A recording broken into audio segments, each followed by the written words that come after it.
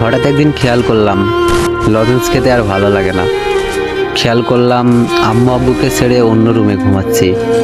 তারপর বাংলা প্রথম পত্রে আর কোনোদিনও 100-তে 100 তোলা গেল না। কলম দিয়ে লেখা ভুল উত্তরটা রাবারে মোছা গেল না। আম্মুর চুরি দিয়ে ড্রয়িং পরীক্ষায় ফুটবল আঁকার সুযোগ শেষ। দিস্তা কাগজে খাতা বানাতে ভুলে গেলাম। চকলেট দৌড় থেকে নিয়ে আসা হলো মোরগ লড়াইয়ের দলে। লড়াই চলতে থাকলো। কার্টুন নেটওয়ার্ক হয়ে গেল সিএন। আলিফ লাইলাও বোরিং লাগতে শুরু করলো। চোর পুলিশ খেলার গ্রুপ হারিয়ে গেল।